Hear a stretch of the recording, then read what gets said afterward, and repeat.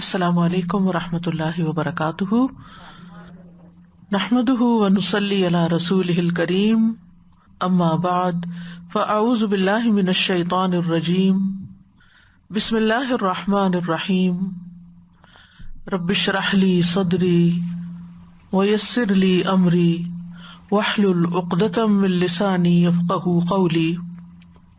لو أنزلنا هذا القرآن على جبل لرأيته خاشعا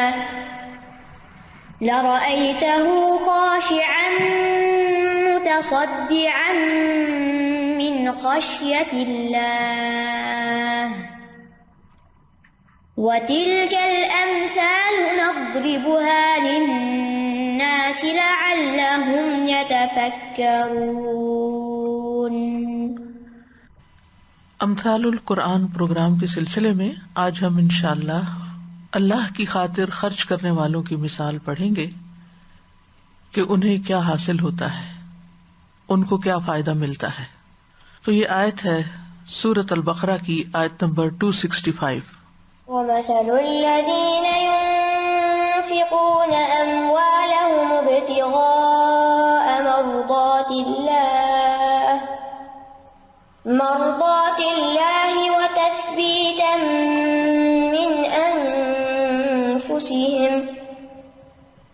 وتثبيتا من أنفسهم كمثل جنة بربوة أصابها وابل فآتت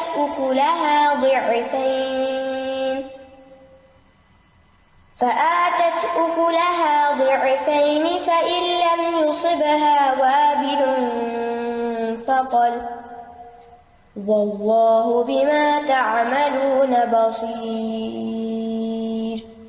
اور ان لوگوں کی مثال جو اپنے مال اللہ کی رضامندی چاہنے اور اپنے دلوں کے جماؤ کے ساتھ خرچ کرتے ہیں، اس باغ کی مثال کی طرح ہے جو اونچی جگہ پر واقع ہو، جسے تیز بارش پہنچے تو اپنا پھل دگنا لائے، پھر اگر اسے تیز بارش نہ بھی پہنچے تو پھوار ہی کافی ہوتی ہے، اور تم جو بھی عمل کرتے ہو اللہ اسے خوب دیکھنے والا ہے۔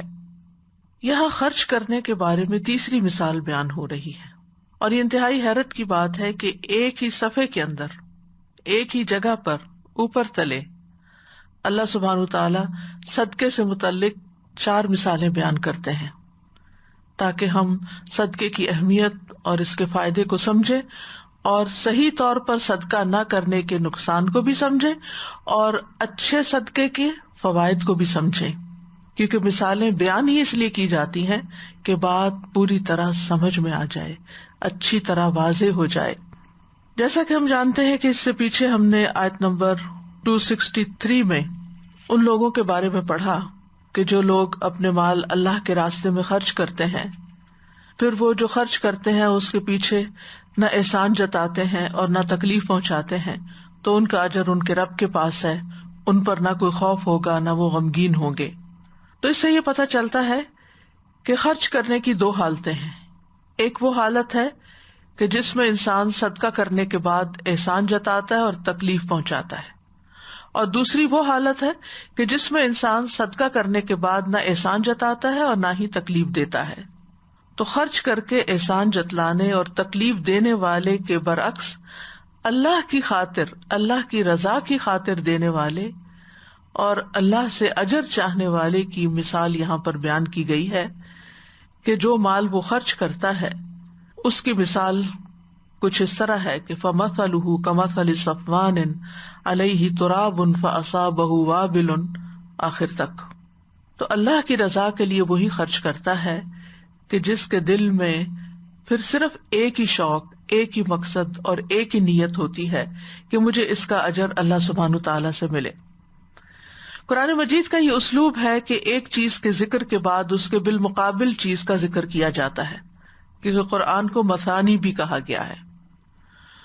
تو یہاں خرچ کرنے والوں کی تعریف بیان کی گئی ہے جو اخلاص کے ساتھ خرچ کرتے ہیں، جبکہ اس کے پچھلی آیت میں ان لوگوں کی بات کی گئی تھی کہ جو ریاکاری سے خرچ کرتے ہیں، دکھاوے کے لیے خرچ کرتے ہیں۔ قرآن مجید کا یہ ایک عمومی انداز ہے کہ اللہ سبحانہ تعالیٰ جہاں جنت کا ذکر کرتے ہیں وہاں جہنم کا بھی ذکر کرتے ہیں، جہاں انعام یافتہ لوگوں کے انجام کی بات ہوتی ہے وہاں سزا یافتہ لوگوں کی بات بھی ہوتی ہے۔ تو آئیے ہم دیکھتے ہیں ذرا تفصیل سے کہ اس مثال کے الفاظ سے ہمیں کیا سبق ملتا ہے اور ان کے معنی کیا ہیں۔ سب سے پہلے وَمَثَلُ الَّذِينَ يُنْفِقُونَ أَمْوَالَهُمْ، وَمَثَلُ اور مثال یعنی وصف، حالت، الذین ان لوگوں کی، کون لوگ، ينفقون جو خرچ کرتے ہیں، اور یہاں فعل مضارع استعمال ہو رہا ہے، یعنی کرتے رہتے ہیں، صرف ایک دفعہ انہوں نے خرچ نہیں کیا، انفقوا نہیں، بلکہ ينفقون جو بار بار خرچ کرتے ہیں۔ کیا خرچ کرتے ہیں؟ اموالہم اپنے مال۔ مال دو طرح کے ہوتے ہیں نا جو خرچ کیے جاتے ہیں، ایک وہ مال ہوتا ہے جو آپ اپنی محنت سے کماتے ہیں، یا آپ کے پاس وہ مال بطور وراثت آتا ہے، یا خاوند کی طرف سے بطور نفقہ آپ کو ملتا ہے کہ آپ اپنی ضروریات پہ خرچ کر سکیں، یا آپ کے والدین آپ کو دیتے ہیں، یا آپ کے رشتہ دار آپ کو دیتے ہیں، یا آپ کا کوئی دوست آپ کو بطور گفٹ دیتا ہے۔ تو یہ اموال جو ہیں یہ پھر آپ کی ملکیت ہو جاتے ہیں، تو یہ آپ کے مال بن جاتے ہیں۔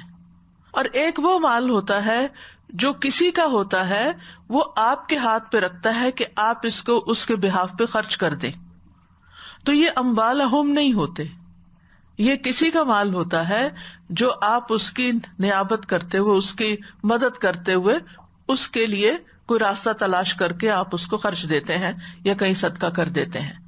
تو یہاں بات ہو رہی ہے اموالہم کی، وہ مال جو آپ کا اپنا مال ہے، وہ مال جو آپ نے کمایا ہے یا کہیں سے آپ کو ملا ہے، اور وہ آپ کی اب مٹھی میں ہے، ملکیت میں ہے، اب اس پہ آپ کی مرضی ہے، آپ چاہیں اللہ کے راستے میں خرچ کریں، آپ چاہیں اپنی ذات پہ خرچ کریں۔ تو یہاں پر مطلقاً خرچ کرنے کی بات ہو رہی ہے۔ پیچھے کی مثال میں کیا بات آئی تھی؟ ينفقون اموالهم فی سبیل اللہ، کہ جو فی سبیل اللہ خرچ کرتے ہیں، اور یہاں پر بات ہو رہی ہے جو خرچ کرتے ہیں، یعنی چاہے خود پہ خرچ کرتے ہیں، اپنے اہل و عیال پہ خرچ کرتے ہیں، غریبوں پہ، فقیروں پہ، مساکین پہ، نیکی کے دیگر کاموں میں فی سبیل اللہ کہیں بھی خرچ کرتے ہیں، لیکن مال وہ ان کا اپنا ہوتا ہے۔ اور کیوں خرچ کرتے ہیں؟ ابتغاء مرضات اللہ، اللہ کی رضا چاہنے کے لیے، اللہ کی رضامندی کی تلاش میں۔ اس میں مفسرین نے ایک معنی یہ بیان کیا ہے کہ جب اللہ کی رضامندی کی تلاش میں خرچ کرتے ہیں تو اس سے مراد اہل دین میں سے جو لوگ اللہ کے راستے میں جہاد کرتے ہیں، جو لوگ اللہ کے راستے میں نکلتے ہیں، ان کی مدد میں خرچ کرتے ہیں۔ دوسرا، اطاعت کرنے والے مسلمانوں پہ خرچ کرتے ہیں، یعنی جو فرما بردار بندے ہیں اللہ کے، ان پر خرچ کرتے ہیں۔ عام طور پر آپ دیکھیں کہ جب آپ مال خرچ کرتے ہیں تو آپ اپنی دل کی رضامندی سے ہی کرتے ہیں، یعنی کوئی زبردستی نہیں کر سکتا آپ پر کہ آپ ضرور یہاں دیں۔ بعض اوقات ایسا ہوتا ہے کہ کوئی زبردستی کرتا ہے اور آپ بددلی سے کچھ نہ کچھ نکال دیتے ہیں، یعنی دل کی خوشی سے آپ نہیں کر رہے ہوتے، یا یہ کہ کوئی آپ سے چھین لے تو وہ اور بات ہے، یا کوئی جبرن زبردستی بلیک میل کر کے کسی نہ کسی طرح آپ سے ہتھیا لے۔ تو انسان جب بھی مال خرچ کرتا ہے تو اس کے دل میں کوئی نہ کوئی جذبہ یا خیال یا احساس ضرور ہوتا ہے کہ وہ کیوں کر رہا ہے، ایک سوچ ہوتی ہے۔ تو کبھی یہ سوچ ہوتی ہے کہ جس کو میں دے رہا ہوں وہ مجھے جواب میں عزت دے، تعریف دے، دعا دے، میری کیئر کرے، میرا بھی کوئی کام کر دے، میرے کام آئے، مجھے بھی فائدہ پہنچائے۔ اور کبھی آپ اس لیے دیتے ہیں کہ لوگ کہیں کہ واہ بھائی واہ، کتنا اچھا انسان ہے یہ جو ہر وقت غریبوں کی مدد کرتا ہے، اس کے کام آ رہا ہے، وہاں جا رہا ہے، بھاگ دوڑ کر رہا ہے، بہت سے نیکی کے کام کر رہا ہے۔ اور کبھی آپ کے دل میں یہ ہوتا ہے کہ مجھے صرف اور صرف اللہ کو راضی کرنے کے لیے خرچ کرنا ہے، لا نرید منکم جزاء ولا شکورا، نہ کوئی بدلہ چاہیے کسی بھی شکل میں، مانیٹری شکل میں یا کسی اور خدمت کی شکل میں، نہیں، کچھ بھی نہیں چاہیے کسی سے۔ اور وہ ان کا دل بالکل پیور ہوتا ہے، واقعی کچھ نہیں چاہتے، وہ کسی سے توقع ہی نہیں رکھتے، نو ایکسپیکٹیشنز، اور نہ تعریف چاہتے ہیں, نہ شکریہ کے الفاظ چاہتے ہیں, کچھ بھی نہیں چاہتے. پھر کیا چاہتے ہیں؟ ابتغاء مرضات اللہ, صرف اللہ کو راضی کرنا چاہتے ہیں, اللہ کو خوش کرنا چاہتے ہیں. کیونکہ اگر اللہ راضی ہو جائے تو ہر چیز انسان کے لیے اچھی ہو جاتی ہے. حتیٰ کہ اپنے گھر والوں پر بھی خرچ کرتے ہیں تو اللہ کی رضامندی کے لیے کرتے ہیں کہ میرے رب نے میرے اوپر یہ فریضہ عائد کیا, میں اس لیے کر رہا ہوں. یعنی بعض اوقات جو بالکل کلوز سرکل میں انسان خرچ کرتا ہے نا, کبھی اپنے بچوں پہ یا اپنے شوہر پہ یا اپنے بہن بھائیوں پہ, تو اس کے بعد اگر وہ آپ کی بات نہ مانے یا آپ کے ساتھ حسن سلوک نہ کریں یا آپ سے بات نہ کریں یا آپ سے ملنا نہ چاہیں, بعض بہن بھائی ایسے بھی ہوتے ہیں نا کہ آپ ان کے لیے بہت کچھ کر رہے ہوتے ہیں اور وہ آپ کو کبھی یاد نہیں کرتے سوائے اس وقت کے جب ان کو آپ سے کوئی ضرورت ہوتی. تو پھر اس وقت آپ کا دل تنگ بھی ہوتا ہے, آپ سوچتے ہیں کہ یہ کیسے لوگ ہیں, یعنی آپ ان کا میسج دیکھتے ہی, ان کا نام دیکھتے ہی آپ کو پھر کوئی ضرورت ہی ہوگی تو یاد کیا, ویسے تو یہ یاد کرنے والے نہیں. یعنی کچھ نہ کچھ دل میں, یا کوئی پاس بیٹھا ہو تو اس کو اونچا بول کے سنا دیتے ہیں یا کچھ نہیں, ایسا کچھ بھی نہیں. جب ایسے کوئی تکلیف والی بات دل میں آئے تو فوراً ہی کہتے ہیں کہ نہیں, میں نے تو یہ صرف اور صرف اللہ کی رضا کے لیے کیا, الا ابتغاء وجہ ربہ الاعلی, اپنے رب کا چہرہ چاہنے کے لیے کیا, مجھے تو کسی سے کچھ نہیں چاہیے, حتیٰ کہ اس کی کوئی کیئر, کوئی لونگ جیسچر, کچھ بھی نہیں, نتھنگ. وہ کچھ بھی نہیں کرتا, اور اگر وہ ضرورت مند ہے تو میں پھر بھی کروں گا. اور دوسرا وَتَثْبِيتًا مِّنْ أَنفُسِهِمْ, اپنے نفس کی ثابت قدمی کے لیے. ایک معنی یہ کیا گیا کہ اپنے نفسوں کو یقین کی قوت پر اور دین کی مدد میں ثابت قدم رکھنے کے لیے, یعنی ہمارا مزید یقین بڑھتا جائے. اور تثبیت کا معنی تثبت بھی لیا گیا ہے, یعنی ثابت قدم رہنا. جیسے اللہ تعالیٰ کا فرمان ہے وَلَوْ أَنَّهُمْ فَعَلُوا مَا يُوعَظُونَ بِهِ لَكَانَ خَيْرًا لَهُمْ وَأَشَدَّ تَثْبِيتًا, اگر وہ واقعی اس پر عمل کرتے جو انہیں نصیحت کی جاتی ہے تو یہ ان کے لیے بہتر اور زیادہ ثابت قدم رکھنے والا ہوتا. یعنی جب انسان نیکی کا کوئی کام کرتا ہے تو اس کے نتیجے میں اس کو ثابت قدمی حاصل ہوتی ہے, وہ دین پر اور جم جاتا ہے, وہ دین کے راستے پر اور خوشی کے ساتھ چلتا چلا جاتا ہے. یعنی ہر نیکی ایک اور نیکی کو دعوت دیتی ہے, ایک نیکی دوسری نیکی کا راستہ کھول دیتی. ایک نیکی کرنے کے بعد دل کے اندر سے ایک جھجک نکل جاتی ہے اور انسان کے اندر ایک بہادری آتی ہے اور انسان اگلا قدم اٹھا لیتا ہے. نیکی کرنے کے بعد, صدقہ کرنے کے بعد آپ کے اندر جو خوشی آتی ہے وہ آپ کو مزید پختہ کرتی ہے کہ یہ میں نے جو کیا صحیح کیا اور آئندہ بھی کروں گا. تو وہ صدقہ دینے میں بھی ثابت قدم رہتے ہیں, دیتے چلے جاتے ہیں, یعنی صدقے پر جماؤ اختیار کرتے ہیں. ایک دفعہ صدقہ دینے سے ان کو مزید صدقہ دینے پر اطمینان نصیب ہوتا ہے اور صدقہ دیتے ہوئے مطمئن ہوتے ہیں کہ ہم اچھا کام کر رہے ہیں. شرح صدر کے ساتھ دیتے ہیں, خوش دلی کے ساتھ دیتے ہیں, دل کے اطمینان کے ساتھ دیتے ہیں کہ ہم کو غلط کام نہیں کر رہے. کیونکہ آپ دیکھیے جب بھی آپ نیکی کرتے ہیں نا تو اس میں کئی قسم کی نفس کے اندر سے رکاوٹیں آ جاتی ہیں. پتہ نہیں یہاں لگتا بھی ہے یا نہیں, پتہ نہیں یہ ڈیزرونگ بھی ہے یا نہیں, پتہ نہیں یہ صحیح کام کرے گا بھی یا نہیں, کہیں یہ میرے پیسے کھا تو نہیں لے گا جو بیچ والا بندہ ہے جس کے ذریعے آپ دے رہے ہیں. یعنی 100 طرح کے وہم اور 100 طرح کی باتیں آپ کے ذہن میں آتی ہیں, لیکن آپ ان سب کو ایک طرف کر کے آگے بڑھ جاتے ہیں جس سے آپ اپنے فیصلے پر ثابت قدم رہتے ہیں. ایک معنی یہ بھی کیا گیا کہ صدقات دینے میں تحقیق کرنے والے ہیں, یعنی وہ سوچ سمجھ کے دیتے ہیں کہ کہاں دے, کہاں زیادہ منافع ملے گا, کہاں خرچ کرنا زیادہ بہتر ہے. پھر یہ کہ اللہ سے اجر کی نیت کرتے ہیں. ابن عباس نے اس کا یہ معنی بیان کیا, یعنی اللہ کے ہاں اپنے نفسوں کے لیے اجر کی نیت کرتے ہوئے دیتے ہیں. ایک معنی یہ ہے کہ دل کی خوشی سے مال کی زکوٰۃ دینے والے ہیں کیونکہ انہیں ثواب کا یقین ہوتا ہے اور وہ اللہ کے وعدے کی تصدیق کرتے ہیں. وہ جانتے ہیں کہ جو زکوٰۃ وہ نکال رہے ہیں وہ ان کے لیے اس مال سے بہتر ہے جو وہ اپنے پاس چھوڑ رہے ہیں.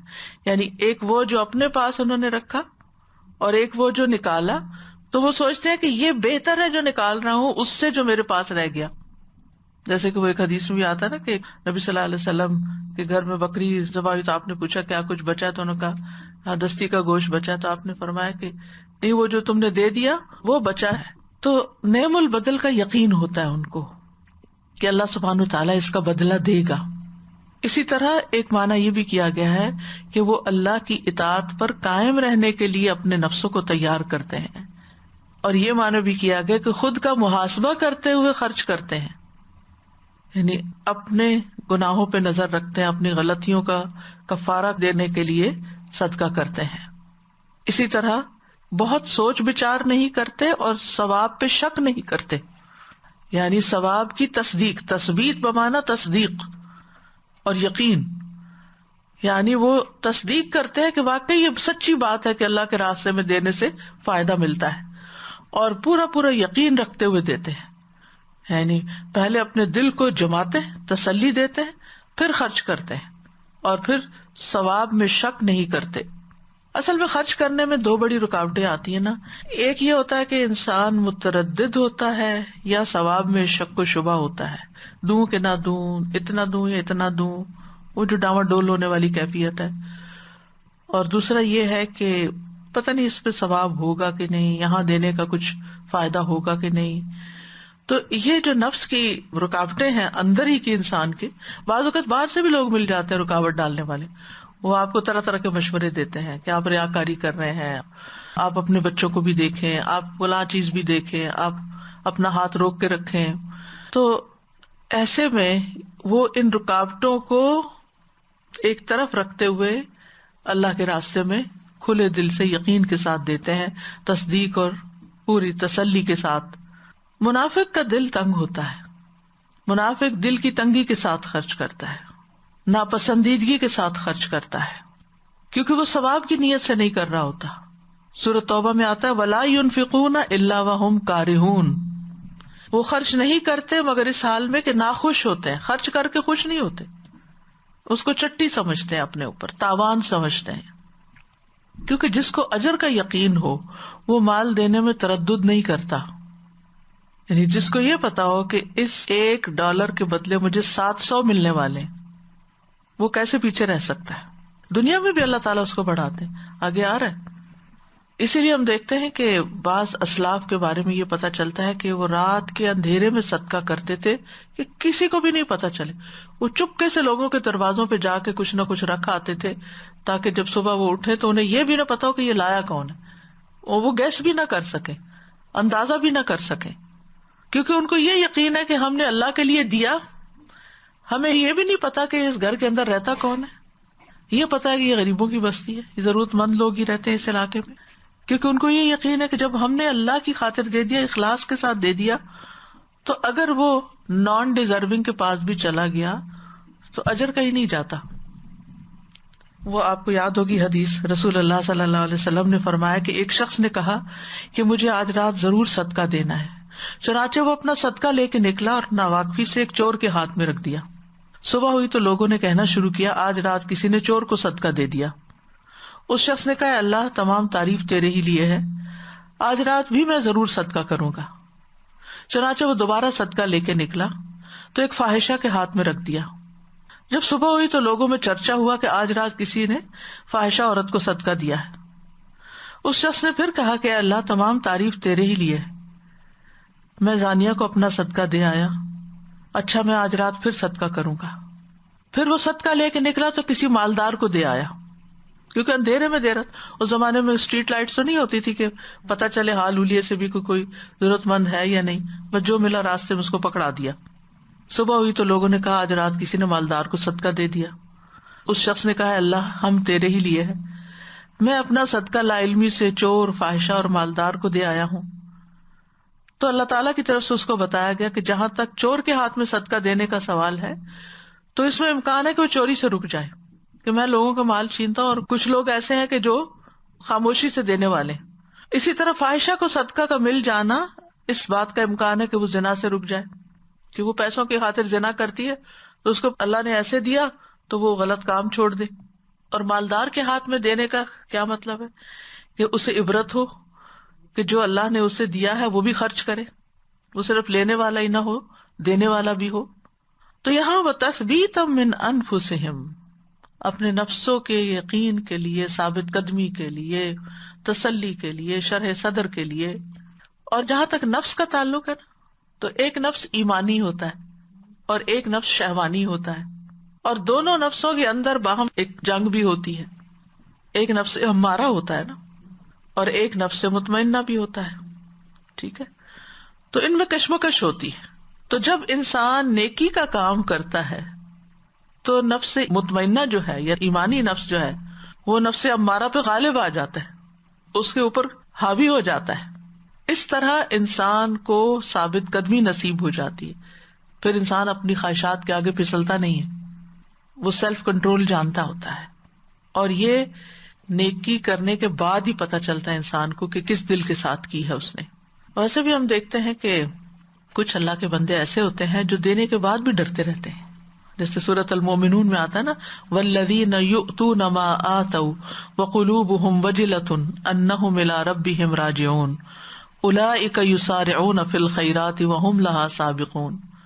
وہ لوگ جو اللہ کی راہ میں دیتے ہیں جو بھی دیں، اور ان کے دل ڈرنے والے ہوتے ہیں کہ یقیناً وہ اپنے رب ہی کی طرف لوٹنے والے ہیں، یہ لوگ ہیں جو نیک کاموں میں جلدی کرتے ہیں اور یہی ان کی طرف آگے نکلنے والے ہیں۔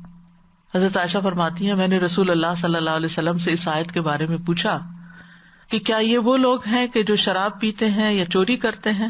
آپ نے فرمایا نہیں اے صدیق کی بیٹی، اس سے مراد وہ لوگ ہیں جو روزے رکھتے ہیں، نماز پڑھتے ہیں، صدقہ دیتے ہیں، پھر بھی اس بات سے ڈرتے ہیں کہ کہیں ایسا نہ ہو کہ ان سے قبول نہ کیا جائے، یہی لوگ ہیں جو نیکیوں میں جلدی کرتے ہیں، یعنی پھر کرتے چلے جاتے ہیں۔ اس طرح ان کے اندر ایک ثبات پیدا ہوتا ہے، جماؤ پیدا ہوتا ہے کہ پتہ نہیں پہلے کا کیا سٹیٹس ہے، ایکسپٹ ہوا یعنی تھوڑا اور کر لو، تھوڑا اور کر لو، مزید کر لو، مزید کر لو، کوئی تو قبول ہو جائے گا۔ تو ایسے لوگوں کی مثال کس طرح ہے؟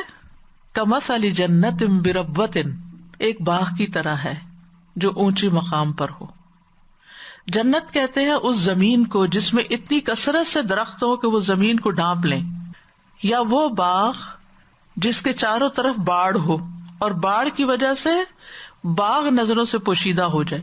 اصل میں چھپی ہوئی جگہ کو کہتے ہیں، جن سے ماخوذ ہے، جن فلما جن علیہ اللیل، جب اس پہ رات چھا گئی، اور جن اس مخلوق کا نام ہے جو نظر نہیں آتی۔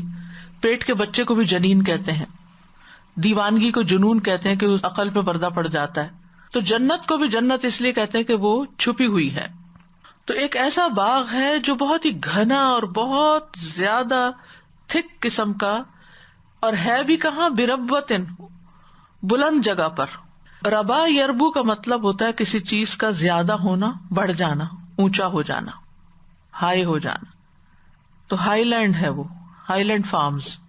تو ربا کے بارے میں ایک قول یہی ہے کہ اس کی زمین اونچی ہو اور برابر جگہ ہو، یعنی زمین اونچی ہو لیکن ہموار ہو، دوسری زمین کے مقابلے میں وہ اونچی جگہ پر ہو۔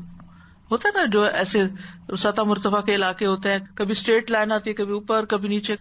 دوسرا یہ کہ وہ زمین اتنی اونچی ہو کہ وہاں پانی کا بہاؤ نہ جاتا ہو، یعنی باقی زمین کے مقابلے میں اونچی کہ نیچے سے پانی اس کی طرف نہیں جاتا بلکہ اوپر سے پانی اس کو لگتا ہے۔ ابن عباس کہتے ہیں کہ یہ وہ اونچی جگہ ہوتی ہیں جس میں نہریں نہیں بہتی، یعنی نہری پانی سے وہ باغ سیراب نہیں ہوتا بلکہ بارش کے پانی سے سیراب ہوتا ہے۔ یعنی یہ باغ ایسی جگہ پر ہے جہاں ندی، نالے، دریا، نہریں وغیرہ نہیں ہیں بلکہ بارش برستی ہے۔ اور عموماً آپ نے دیکھا ہو جیسے مری وغیرہ کا علاقہ ہے کہ وہاں پر اکثر بارش ہوتی ہے، اور سبزہ بھی میدانی علاقے کی نسبت زیادہ ہے، موسم بھی زیادہ اچھا ہے۔ اور اونچی جگہ پر ہونے کی وجہ سے اس کا فائدہ یہ ہے کہ جب سورج طلوع ہوتا ہے تو بھی اس کو روشنی ملتی ہے، جب استوا پہ ہوتا ہے تب بھی اس کو پوری روشنی ملتی ہے، جب وہ غروب کی طرف جاتا ہے تب بھی روشنی ملتی ہے۔ جیسے آپ کسی ہائی رائز بلڈنگ میں دیکھیں، جو سب سے اوپر والی فلور ہوگی یا جو اوپر کے حصے ہوں گے، اس میں ہر طرف سے آپ کو سورج نظر آئے گا۔ اس کا فائدہ پھر کیا ہوتا ہے ہر طرف سے سورج کی شعاعیں پڑنے کا؟ کہ وہ باغ زیادہ بہتر پھل لاتا ہے، زیادہ بہتر پیداوار لاتا ہے۔ یعنی آپ سوچئے کہ ایسا درخت یا ایسا باغ کہ جسے ایک مناسب مقدار میں چاروں طرف سے روشنی ملتی ہے. اگر آپ کو کبھی کسی آرچرڈ میں کسی باغ میں جانے کا اتفاق ہوا تو آپ دیکھیں گے اگر پھل لگے ہوئے ہوں کہ جس طرف سورج کی روشنی زیادہ بہتر آتی ہے اس طرف پھل زیادہ ہوتا ہے، اس طرف اس کا جھکاؤ زیادہ ہوتا ہے، اور جہاں یا جس ایریا میں یا جیسے نیچے کے حصے میں روشنی نہیں پڑتی تو وہاں پر پھل جو ہے وہ اس طرح کا نہیں ہوتا. جیسے قرآن مجید میں بھی آتا ہے نا زیتون کے درخت کے بارے میں سورۃ نور میں، شجرۃ مبارکۃ زیتونۃ لا شرقیۃ ولا غربیہ، یعنی جس پہ سورج کی روشنی ہر وقت پڑتی ہے. اور ویسے بھی آپ دیکھیں کہ جو ہائی لینڈز ہوتے ہیں ان پر جو چیزیں اگتی ہیں ان کا ذائقہ، ان کا رنگ، ان کی خوشبو مختلف ہی ہوتی. آپ دیکھیں کہ جو چائے ہے، چائے کو میدانی علاقوں میں نہیں بویا جاتا، اونچی جگہوں پہ بویا جاتا ہے اور ان کی خوشبو زیادہ ہوتی. جتنی زیادہ ہائی جگہ ہوتی ہیں اتنی بہتر اگتی ہے. اسی طرح وہ ہنی جو پہاڑی علاقوں سے آتی ہے جہاں پر نیچرل گروتھ ہوتی ہے درختوں کی، پودوں کی، وہ زیادہ فائدہ مند ہوتی ہے. تو ایسا باغ جو اونچی جگہ پر ہو، کمثل جنت بربوۃ اصابها وابل، اس کو تیز بارش پہنچے. وابل کہتے ہیں زوردار بارش کو یا زیادہ بارش کو. فآتت اکلها ضعفین، تو وہ دے اپنے پھل دگنے. اکل سے مراد یہاں فروٹس ہیں، یہاں سمر کا لفظ استعمال نہیں ہوا بلکہ اکل کا ہوا ہے، جو کھانے کے قابل ہوتے ہیں، اچھے پھل، عمدہ پھل کی طرف اشارہ ہے. ضعفین دگنا، یعنی ضعفین کا معنی دو گنا بھی کیا گیا ہے اور کثرت بھی کی گئی. یعنی ایک تو یہ کہ جو نارملی اس جیسے درخت پر پھل لگتا ہے زمین پہ، صرف اتنا نہیں بلکہ اس سے ڈبل کے معنوں میں.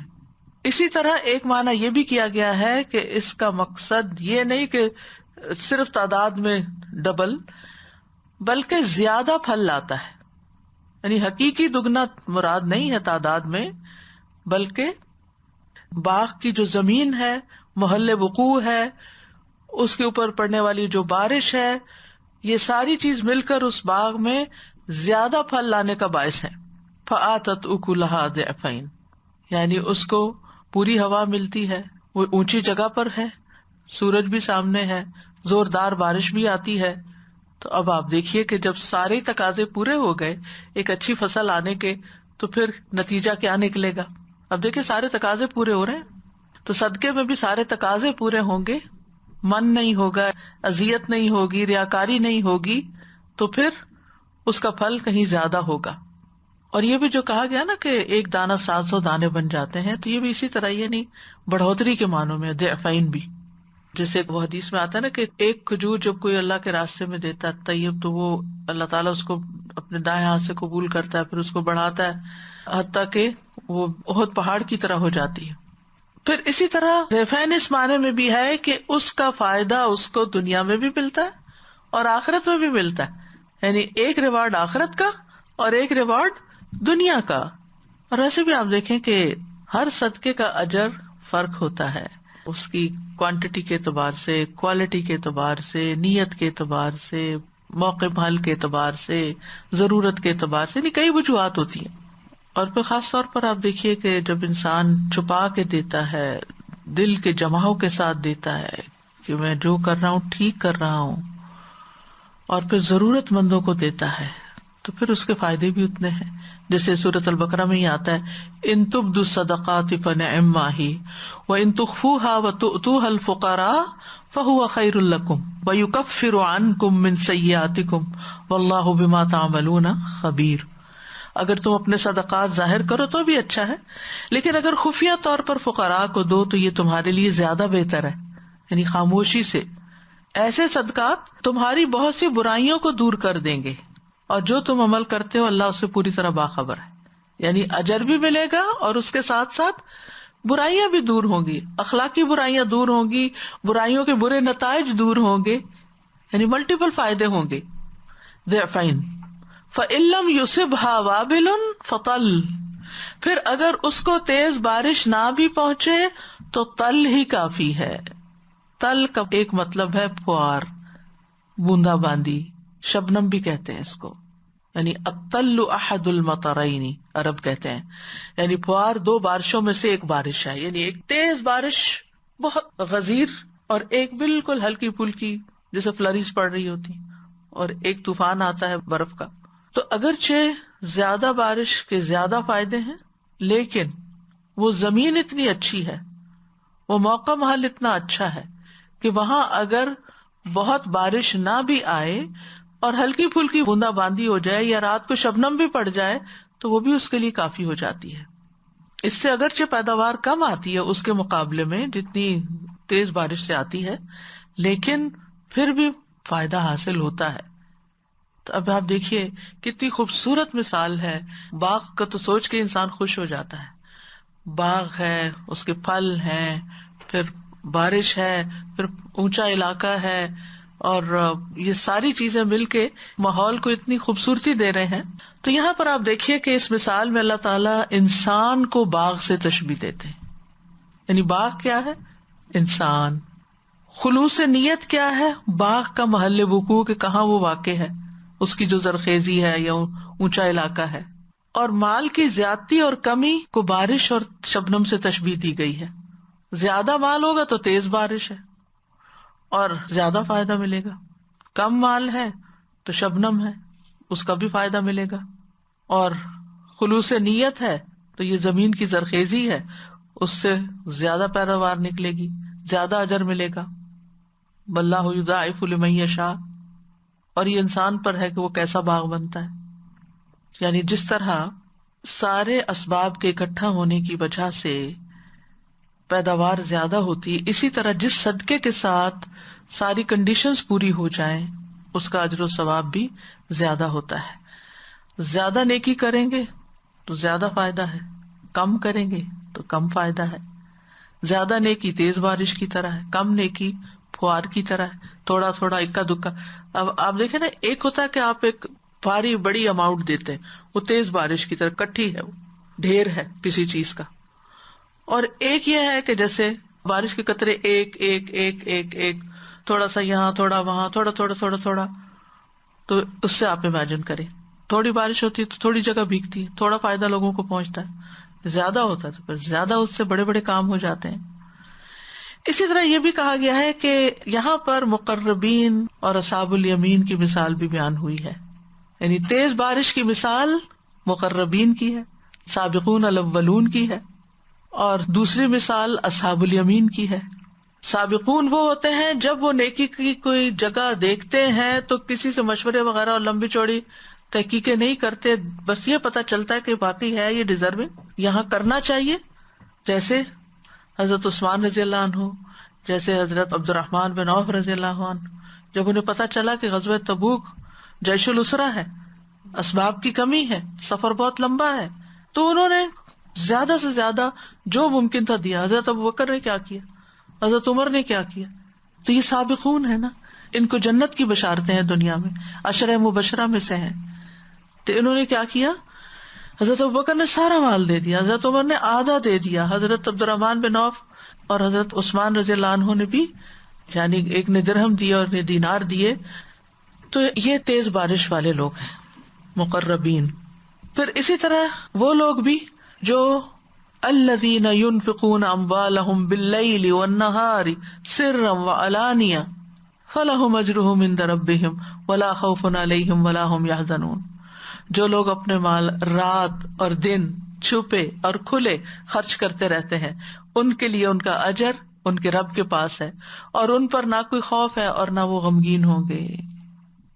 یعنی کوئی موقع ہاتھ سے جانے ہی نہیں دیتے، جہاں پتہ چلتا ہے دینے کی سوچتے، بس دیتے ہی چلے جاتے، کھلے ہاتھوں والے ہوتے ہیں۔ پھر اسی طرح یہ وہ لوگ ہوتے ہیں جن کے پاس خود بہت زیادہ نہیں بھی ہوتا، اس کا یہ مطلب نہیں کہ وہ بہت امیر ہوتے ہیں لہٰذا وہ ہر وقت دیتے ہیں، تھوڑا بھی ہوتا ہے اس میں سے بھی نکالتے رہتے ہیں۔ وَيُؤْثِرُونَ عَلَىٰ أَنفُسِهِمْ وَلَوْ كَانَ بِهِمْ خَصَاصَةٌ، جو اپنی ذات پر دوسروں کو ترجیح دیتے ہیں خواہ انہیں سخت ضرورت ہو، یعنی خود کو بھی ضرورت ہے لیکن دوسرے کو کھلا دیتے ہیں، دوسرے کو دے دیتے ہیں۔ تو اس میں آپ دیکھیے کہ نیکی کرنے والوں کو بھی درجات ہیں نا، منہم سابق بالخیرات باذن اللہ، ومنہم مقتصد، کوئی دوڑ لگا رہے ہوتے ہیں نیکیوں میں، اور کوئی درمیانی چال چل رہے ہوتے ہیں، اور کوئی ظالم بھی ہوتے ہیں اپنی جان پہ ظلم کرنے والے. واللہ بما تعملون بصیر، اور اللہ ساتھ اس کے جو تم عمل کرتے ہو خوب دیکھنے والا ہے. یعنی اللہ تعالیٰ تمہارے خرچ کرنے کی نوعیت کو جانتا ہے. وہ جانتا ہے کون اخلاص کے ساتھ اللہ کی رضا کے لیے، اللہ کی خوشنودی کے لیے دے رہا ہے، کون دکھاوے کے لیے دے رہا ہے، کس کے اندر نفاق ہے، کون دینے کے بعد احسان جتاتا ہے، کون شہرت کے لیے دے رہا ہے.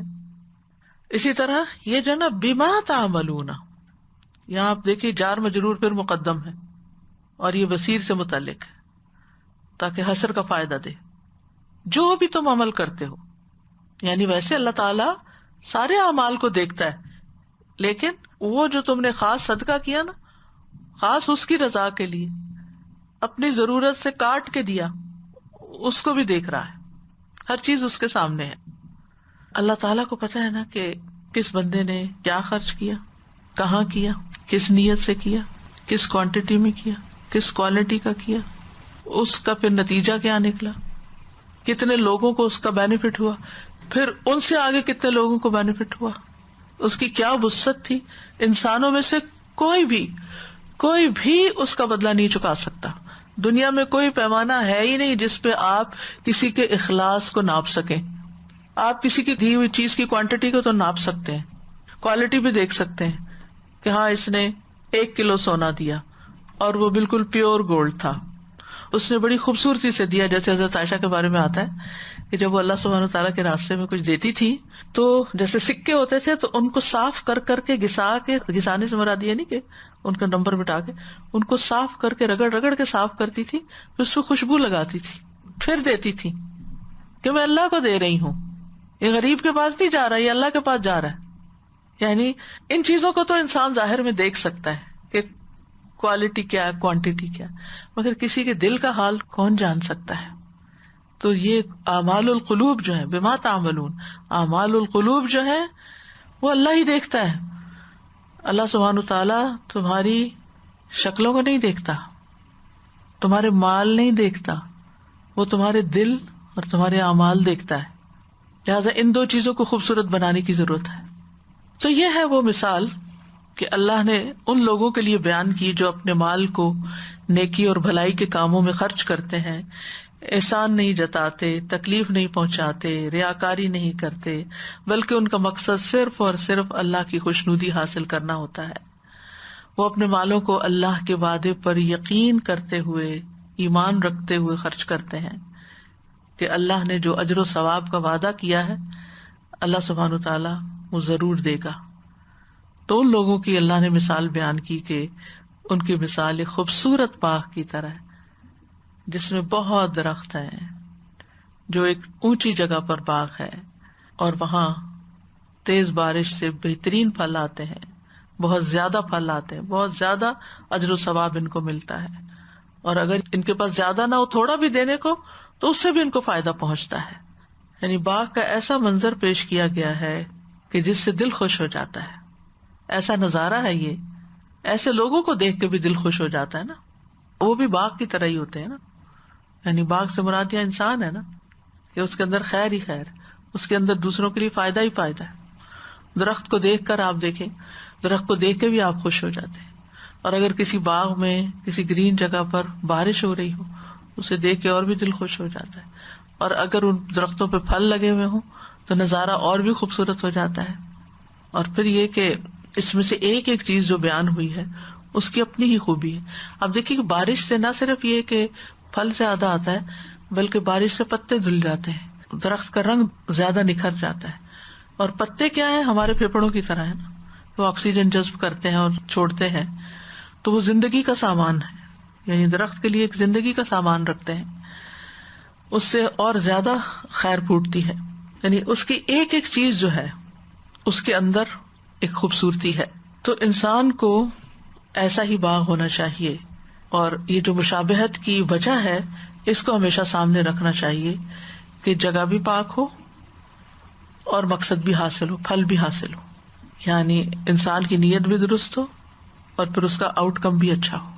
یعنی جب نیت اچھی ہوگی، آپ ایک اچھا باغ ہے تو آپ کا آؤٹ کم یا ریزلٹ، اس کا جو فائدہ ہے وہ بھی زیادہ آپ کو ملے گا، اجر بھی زیادہ ہوگا، ثواب زیادہ اکٹھا ہو جائے گا، ضعفین ہو جائے گا، کئی گنا ہو جائے گا۔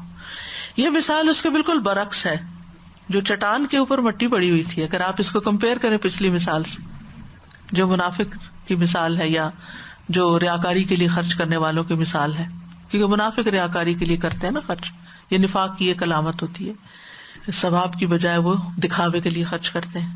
تو اس میں آپ دیکھیں وہ بھی چٹان ہے، اونچی جگہ ہے، وہاں بھی مٹی پڑی ہوئی ہے، لیکن وہاں جو بیج بوئے گئے وہ کچھ اس میں سے نکلا ہی نہیں، وہاں بھی بارش پڑی ہے، اس بارش نے سب کچھ دھو دیا ہے۔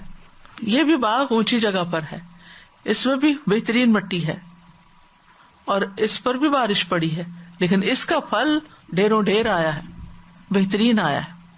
اونچی جگہ کی اصل میں مٹی زیادہ زرخیز ہوتی ہے اور پیداوار زیادہ بہترین ہوتی ہے، کیونکہ یہ جگہ جو ہے ان میں عموماً آسمانی بارشوں سے سیرابی ہوتی ہے۔ تو آپ نے اگر کبھی غور کیا ہو، جیسے سمر ہوتی ہے نا، جب کبھی بارشیں کم ہوتی ہیں تو آپ اپنے گارڈن میں دیکھیں، آپ روز پانی لگائیں، بھلے ان پودوں کے اندر وہ گرینری نہیں آئے گی، لیکن ایک بارش آنے کی دیر ہے تو آپ دیکھیں کہ کتنی گرین ہو جاتے ہیں، سارا گھاس گرین ہو جاتا ہے، پھولوں کا رنگ ہی فرق ہو جاتا ہے۔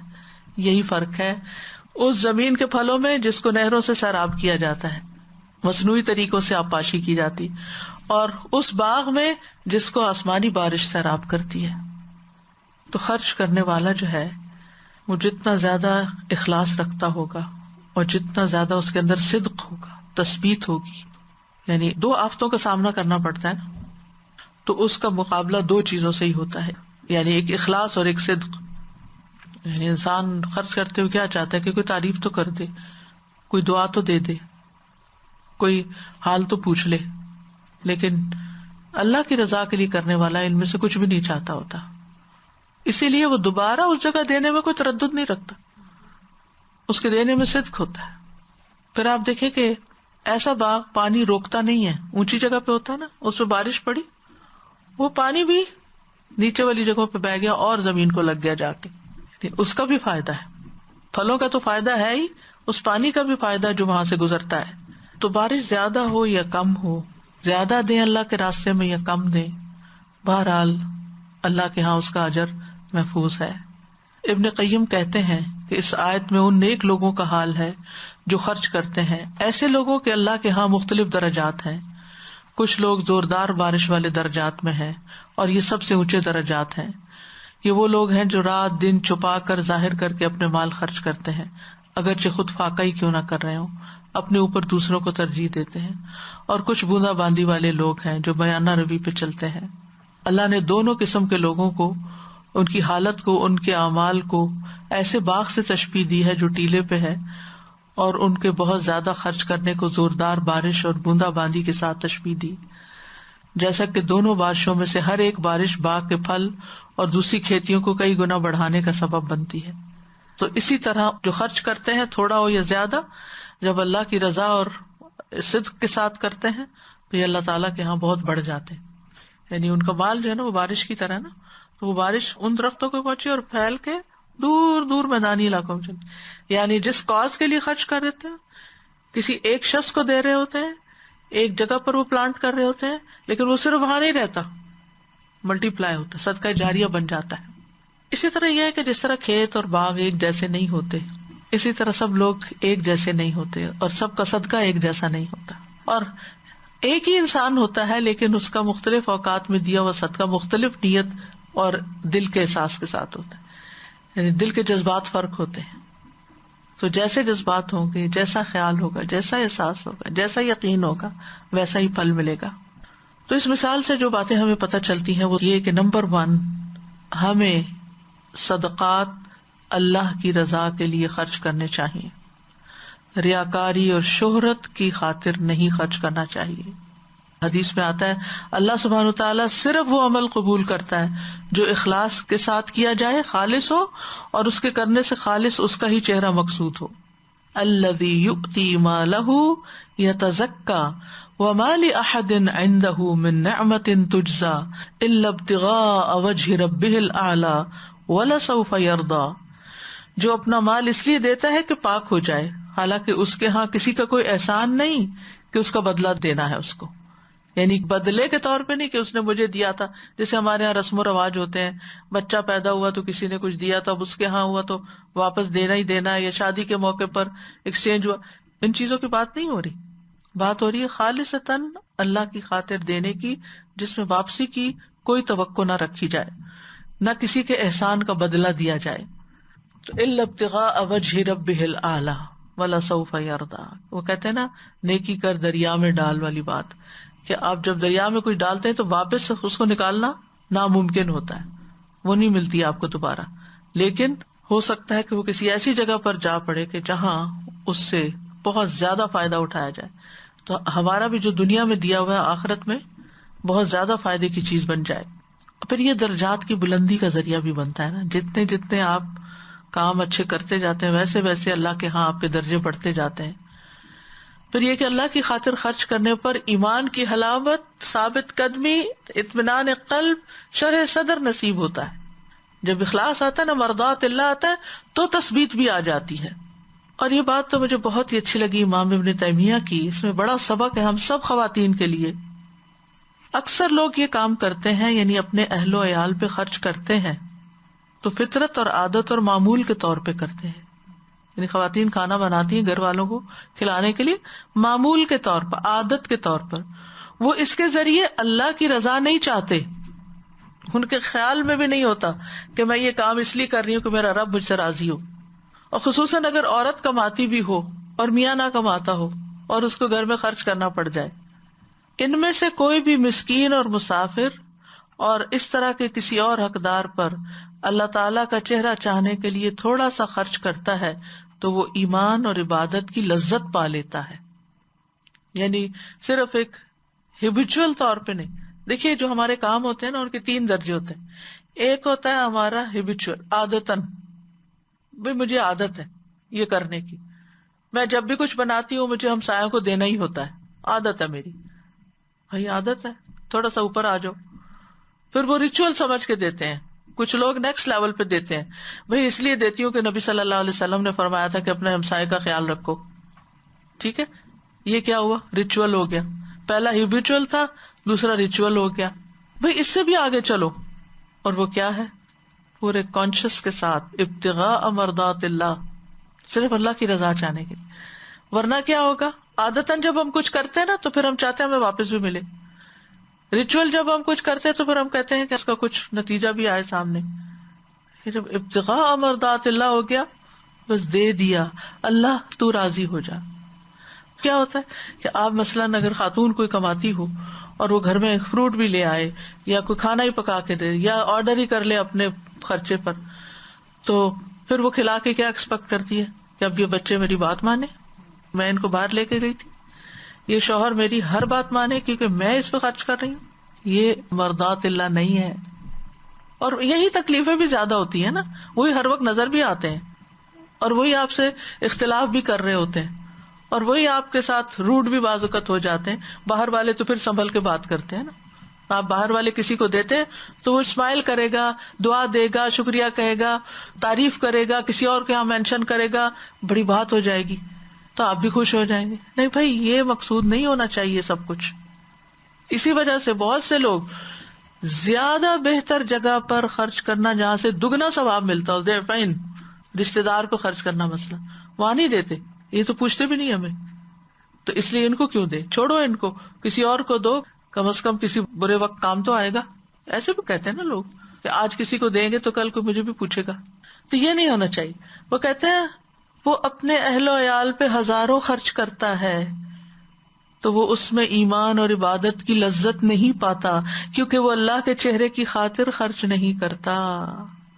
یعنی یہ امام ابن تیمیہ کا قول جو ہے اتنا خوبصورت ہے کہ ایمان کی لذت ہی نہیں ملتی جب انسان اللہ کے لیے خرچ نہیں کرتا، چاہے اپنے گھر والوں پر ہی کیوں نہ کر رہا ہو۔ تو ہم جب اللہ کے لیے کرتے ہیں، جیسے زکوٰۃ بھی دیتے ہیں، حالانکہ ہمارا فریضہ ہے، ایک ریچول بھی ہے. لیکن وما آتیتم من زکاۃ تریدون وجہ اللہ فاولئک ھم المضعفون، اور جو کچھ تم زکوٰۃ سے دیتے ہو اللہ کے چہرے کا ارادہ کرتے ہوئے تو یہی لوگ کئی گنا بڑھانے والے ہیں. دو لوگ زکوٰۃ دے رہے ہیں، ایک نے اس لیے دی کہ ریچول زکوٰۃ سال کے بعد نکالنی، ایک نے کہا نہیں اللہ کے چہرے کی خاطر دینی، اللہ کو خوش کرنے کے لیے دینی ہے.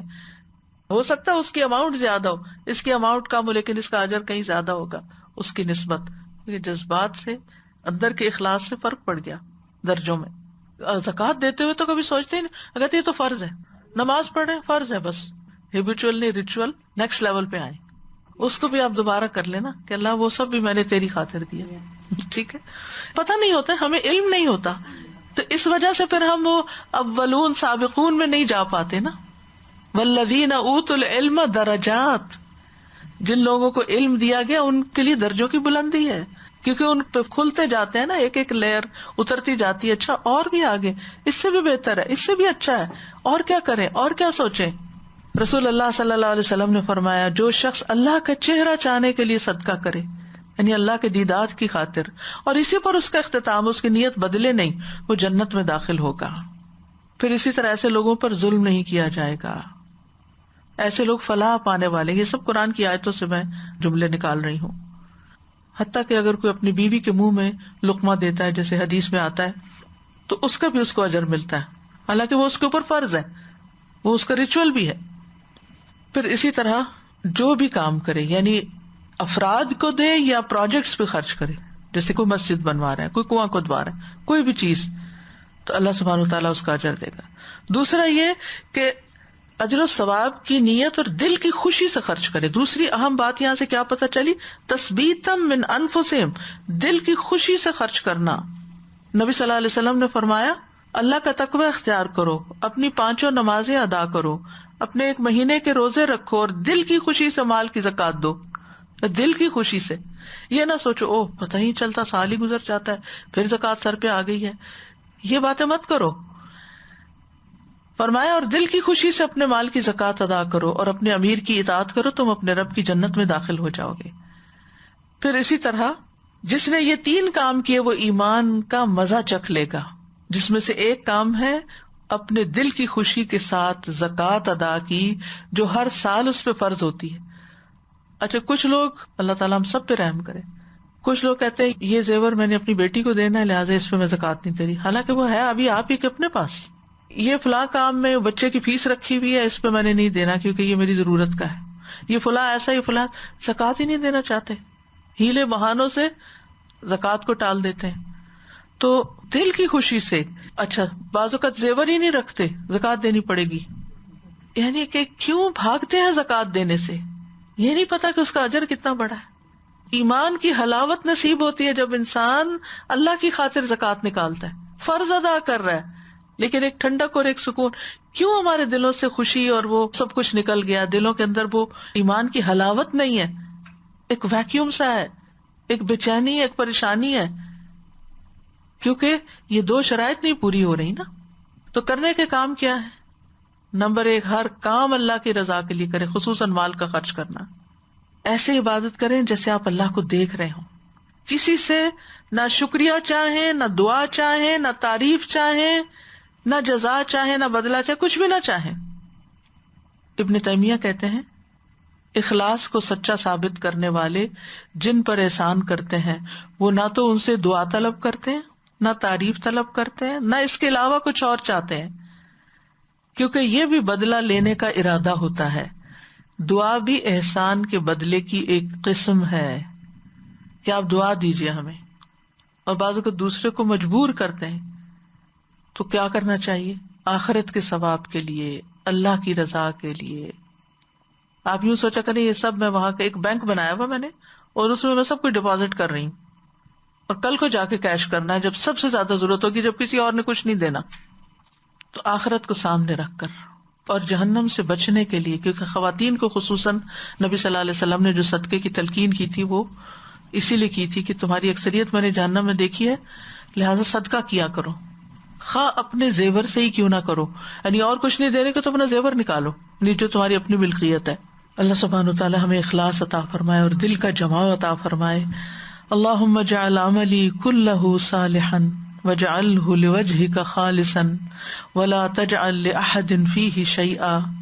اللہم وفقنا لما تحب وترضى. رب اوزعنی ان اشکر نعمتک التی انعمت علی وعلی والدی وان اعمل صالحا ترضاہ وان اعمل صالحا ترضاہ وان اعمل صالحا ترضاہ وادخلنی برحمتک فی عبادک الصالحین. اللہم انی اعوذ برضاک من سخطک وبمعافاتک من عقوبتک واعوذ بک منک لا احصی ثناء علیک انت کما اثنیت علی نفسک. لو أنزلنا هذا القرآن على جبل لرأيته خاشعا متصدعا من خشية الله وتلك الأمثال نضربها للناس لعلهم يتفكرون. استاذہ میں یہ سوچ رہی تھی کہ ابھی ہم اپنا باغ لگاتے ہیں نا، کبھی باہر پودے لگائے ہوں تو ایک کھیرا بھی اگائے تو جو شور ہوتا ہے گھر میں کہ ماشاء اللہ پھل آگے، ایک بیج سے ایک آئے تو ادھر تو اللہ سبحانہ وتعالیٰ پتہ نہیں کتنے درجے ہاں اس سے بھی زیادہ. سبحان اللہ.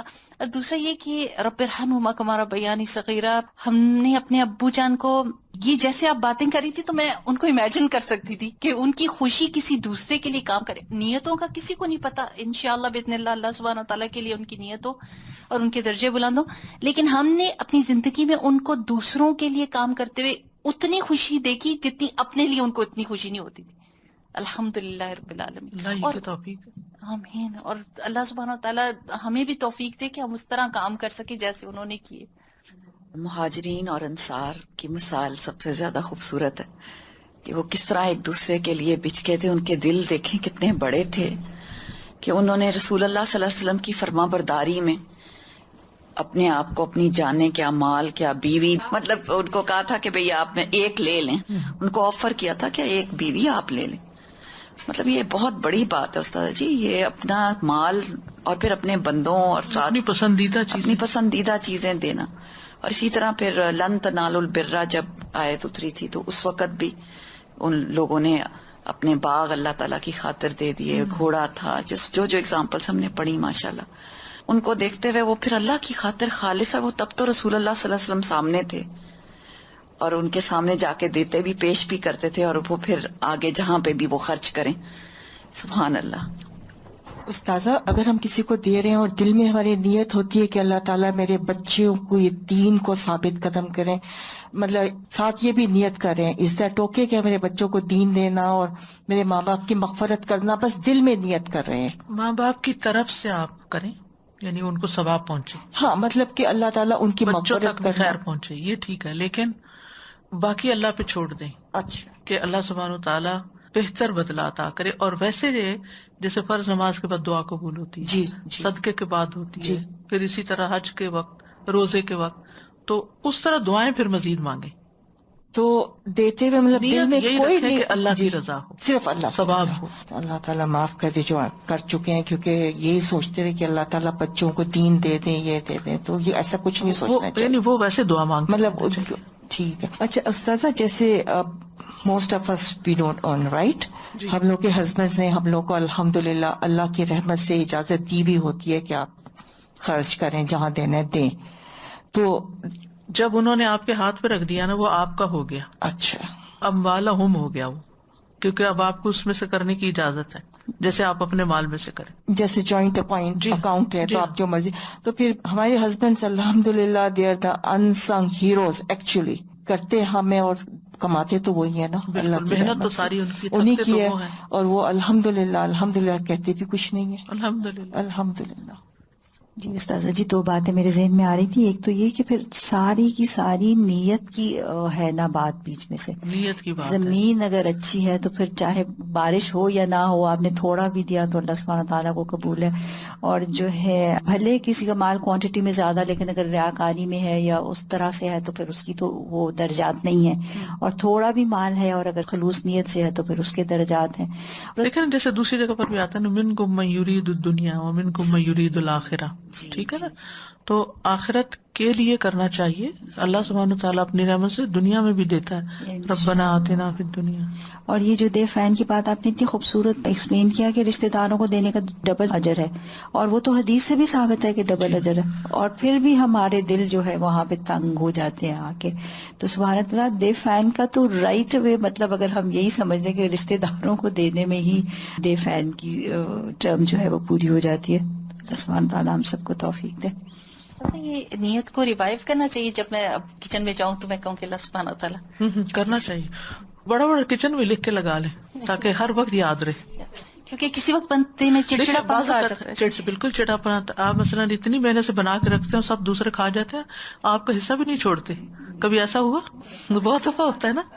یعنی بنایا آپ نے، رکھا آپ نے، لائے آپ، سب آپ نے کیا، اور آپ ابھی سرو کر رہے ہیں، آپ کھڑے ہیں ابھی لا رہے ہیں، رکھ رہے ہیں، کر رہے ہیں، اور وہ شروع ہوئے اسٹارٹر پہ اور وہ سارا ہی ختم کر دیا. او سوری، ہمیں تو یاد ہی نہیں رہا کہ آپ کو بھی کھانا ہے.